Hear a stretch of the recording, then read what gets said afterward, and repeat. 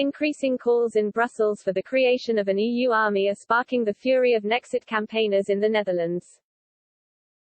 2 decades after EU leaders first agreed to set up a 50,000 to 60,000 strong force but failed to make it operational, EU states are once again aiming to create a 5,000 strong first entry force.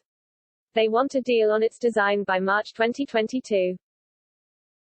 EU Foreign Policy Chief Josep Borrell said he wanted to see the bloc create a military rapid response force to intervene in future crises and help stabilize fragile democracies abroad.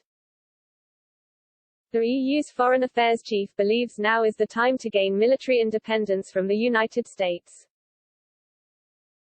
Last weekend he called for a European expeditionary force of 50,000 men that can act in situations such as we are now seeing in Afghanistan. European government leaders were critical of the unilateral action by the US. President Charles Michel of the European Council also said he wants the EU to become strategically independent as soon as possible. He said, "We do not need another such geopolitical event to grasp that the EU must strive for greater decision-making autonomy and greater capacity for action in the world." 2 senior officials, speaking on condition of anonymity, voiced frustration that the EU, an economic power, was not able to protect Kabul airport for another 3 days beyond the August 31 US withdrawal deadline to allow for more evacuations. France, Germany and non-EU member Britain were among those wanting more time to complete evacuations of their citizens and Afghans during a huge airlift mounted by Western forces after the Taliban took control of the country on August 15. The EU chief's proposal sparked the fury of Nexit think tank campaigners, accusing Europhiles in Brussels of plotting to transform the bloc in a union of provinces rather than member states. They blasted, "The EU says we need to create an EU army with 5,000 soldiers at the beginning, first they said 50,000. Does everyone now understand that the EU is not a trade union? The unelected EU wants to become a country with the Netherlands and other countries as a province, against the will of the people. We don't need the EU for trade. The British, the Swiss and actually the whole world outside the EU prove that." Of course, state media, pro-EU, are again quick to let their own hand-picked experts tell you how necessary this is.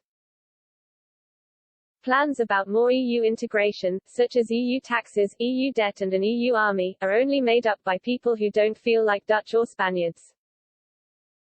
These people feel exclusively citizens of the EU. They are EU nationalists. Nothing more and nothing less.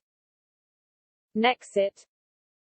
NATO supports such views and the United States has urged Europeans to invest in deployable troops, as long as European soldiers are not drawn from its operations around the world.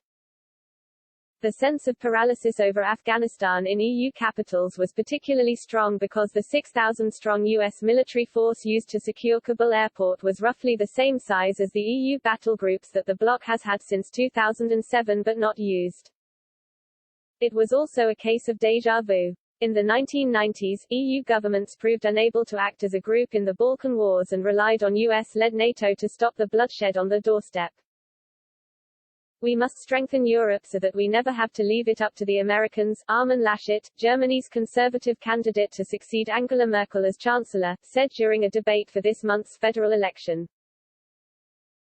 The EU's rotating battle groups need the approval of all 27 EU states and generally require an authorizing resolution from the United Nations Security Council. Previous efforts to deploy in Chad and Libya failed. Disputes over funding are an issue. One solution could be to break up the battle groups into smaller units to make them more flexible and more deployable, according to Nicholas Nowicki, an EU defense specialist at the Wilfred Martens Center in Brussels. Otherwise it's like playing roulette, because today you need a battle group led by an EU state that has a specific interest in the crisis of the day, Mr. Nowicki said. A senior EU official declined to comment on the status of the battle groups or who was the current lead country. No public information has been made available for several years. The EU will present a draft proposal of a first entry force in November and wants a deal when France, the EU's leading military power, takes over the 6-month EU presidency from January.